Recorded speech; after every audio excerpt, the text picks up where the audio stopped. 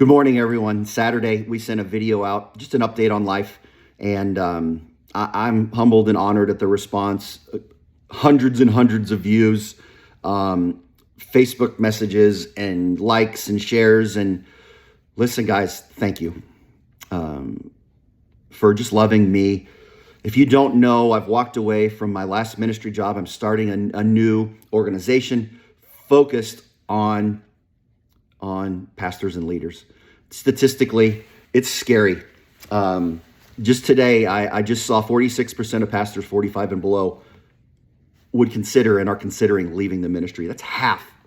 A third of the pastors are healthy. The church is 56% smaller. 1,700 pastors quit every month. 1,300 are fired. 3,600 people leave the church every day. We have to turn the tide. We can't sit anymore. People are like, hey, what are you doing? As a business model, what are you doing? You shouldn't be doing this yet. Listen, I can't sit by anymore, guys. I can't. I watch Twitter and the news feeds, and I see every day major, huge leaders, ministry, pastors, and worship leaders that are falling. And it's my story is God's given me this process here. Pretty simple. It's really cool. I'm so excited. It starts up here where you're green, and when the battery's dead down here. And it just simply starts with tired, exhausted, burned out, broken, and breakdowns in there too. Listen, I don't want to deal with the ones that are broken. I will. That's going to be part of it. But what if your life is changed as much as mine when you hear this quote? Bishop Desmond Tutu, at some point you got to stop pulling people out of the water, get upstream and find out why they're falling in. Why is this happening? And it's happening because we're tired, we're exhausted, we don't have support, we're lonely. Do you know that in whatever county the Silicon Valley is in, they've said loneliness is a public health epidemic? Listen, it's my story as a pastor. My wife got cancer in my church, and I went for help, and they're like, nope, you can go, and it's time for a divorce. And there's way more to that than that, but it's pretty much there's a counselor, and then never once sitting down where we sat down together to say, hey, let's figure this out. It's time for a divorce. And I went to work on healing and restoration and recovery, and I went through a program in counseling, and God pierced my heart. He says, I want you to be the guy that people can go to before the fall. Create an organization, a structure, a place. Get people around you that can walk others through. And look, we're going to be the island of misfit toys here, man. I need a Hermie. I need a dentist. I need a Cornelius, I think his name was, a Yukon Cornelius. I need somebody. Listen, I want to build an army of people that we can walk pastors through this journey of rediscovering their passion, purpose, and potential. Don't quit. Don't leave. Stay where you're at, and let's go do something amazing and significant. Let's turn the tide. I want to take 1,000 pastors through this, and I believe, in talking with numbers guys, that generations down the road, we will impact literally over 1 million, maybe millions of people. And it starts with these processes he's given me. This one is awesome. And my team, and we're developing it, it starts with disruption. It starts with bringing these guys and ladies to a place to say, I need help. Disruption, isolation, awareness, surrender, and accountability. And that takes us to the top, back up to transformation where we need to be. Guys, don't tell anybody. This is just a discipleship program for pastors. That's all it is. But sometimes they need reminded too of why we do what we do. I had a mainline pastor say to me, you evangelicals, all you do is care about the gospel for the lost people. You don't worry about the gospel for you. That put me in this place that I was so focused on fulfilling the calling that God had on my life. I forgot about the one that called me, and my ministry was the mistress in my life. And I chased that down, and I didn't do the family thing like I should have. My son, shouldn't have said it was my son. told me a couple weeks ago, Dad, since you missed the first 10 years of my life, wow, it's not going to happen again. I don't want it to happen to anybody else. What I've gone through the past 2 years, you don't want to go through. So let's turn the tide. I didn't have a chance to turn the tide. I didn't have a chance. Didn't have a shot. I told God this week, I wish I would have had the chance to wake up. But would I have woken up? 4 reasons, disruptions in our life. God brings you there. The enemy brings you there. The third one is, look, the car, I just call it brakes and oil. I need to change my brakes right now. And I just got my oil changed yesterday. Things break down. The most powerful disruption you can have that takes you to a place of isolation, to a place of awareness, surrender, and accountability is you making the decision that I need to make a change. I'm tired. I'm exhausted. There's sin. Who do you call, though? There's nobody you call. We want to walk with missions organizations and pastor stuff and church planners. And I'm working on a whole new thing of coaching. So this is what we're going to do. Really simply, is I'm going to chase pastors. And they're not going to like it, but I'm going to chase them. No, I'm going to chase pastors who want to be chased. We're going to champion the pastor, leadership, rest, help, empowerment. And then we're going to coach them. And guys, I'm working on a couple other coaching programs beside the pastor one. I want to teach youth pastors how to grow their youth ministry through working with sports teams. I want to teach them how to do that. I want to teach church planners how to raise money so they can start their church healthy and have money and resources to do. I'm working on all this stuff. And in a business sense, what are you doing? You should have waited. Guys, I can't sit anymore. As I watch TV and I watch these leaders look at hurt people, and pastors, you're just a person. Let me tell you this, you're not that big of a deal. God's called you to do something special, but we have to foster and champion humility and servanthood in a way and stop this hyper submission and hyper honor stuff that they're up on the throne where it should be Jesus. Sorry, not sorry. Too soon. Look at disruption, making the choice. So what are we going to do? We're going to do roundtables.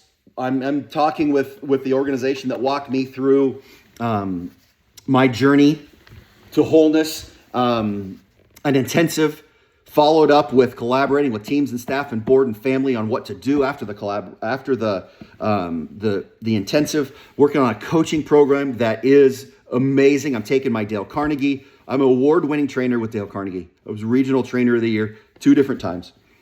Award-winning trainer with Monster.com. When I spoke to 100,000 students, I was newcomer of the year. John Maxwell, leadership trainer and coach. I'm applying all that stuff to our coaching system, and I can't wait. I'm helping another ministry develop their coaching system. And then we're going to do silos, and we're going to put youth pastors together. We're going to put people that are widows together. We're going to people that are divorced and pastors' wives and pastors to support and live life together and help each other be more successful. And then at the end, I'm going to take an up-and-coming 25-year-old pastor and put him with a 20 or 40-year-old pastor that they can do life together, they can lock in together, they can mentor and do life together as a spiritual father and a son.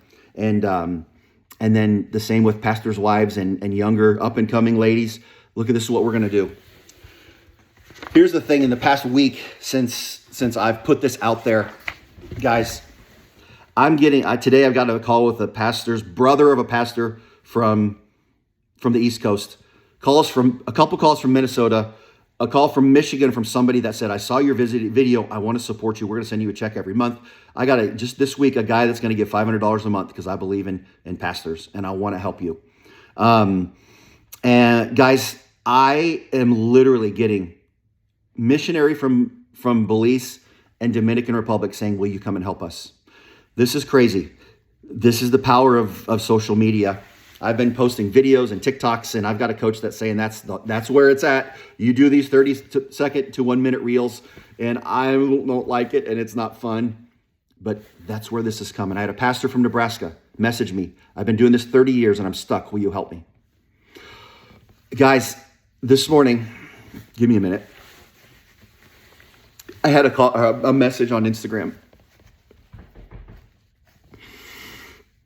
from a missionary in that builds churches in Pakistan, saying we've got 12 pastors in 135 cities.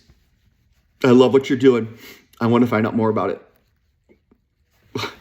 Guys, people say, what can I do? Here's what you can do. You can pray. Pray for me and my family, my team, my people. I've got my eye on some of you guys that as resources come in, I need your help. I want to bring you on the team. I've already talked to a couple of you. You know who you are. But surround myself with people that have been hurt and burned and are ready to face the challenge. But look, the enemy doesn't like this. I can tell you that. It's been tough. But I feel like I'm 25 again, guys. And I'm not. I'm not 25. I feel like I'm 25. Pray for wisdom, discernment, for strong hands, broad shoulders, and discerning hearts for me and my staff and my board and my team as we're developing all this. My staff at this point is me. What else can you do? Follow us on social media. That's where we're going to try to make a stir and a push. TikTok, Instagram are both the.able.project. Facebook, you can find me. I'm all over there. And YouTube, we're going to work on that. And then the last thing, we need resources. I need some of you guys to step up in a major way.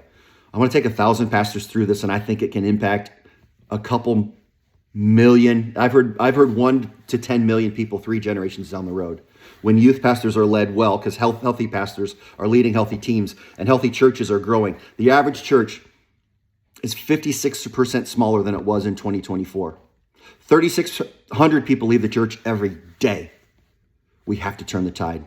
But if healthy pastors are not insecure and don't shut their youth pastors down and fire them because they challenge or confront them, what if they step up and be the man of God they're supposed to be and do what they're supposed to do? And invest in them and plant them and don't see them as competition, but see them as planted. Look, we're going to impact millions of people. And I need your help. Would you support us financially? Would you come on monthly and jump in and be part of the groundswell, the front edge of the sword that, look, we're going to do this. We're going for it. Businesses, we're already a nonprofit. You can get tax deduction. Business owners, I'm working on a coaching program for you that's similar to the pastor's one. I'm going to charge you way more than I'm charging the pastors because you're going to send the pastors through it. For what I charge you, I can send a couple, 3 pastors through this program. Look, I need your help. I need your support. If you're a pastor, I would love to come meet with you, to sit down, come on a Sunday and Wednesday, share the mission, share the vision, share my story, and challenge your people to wake up just like we need to wake up.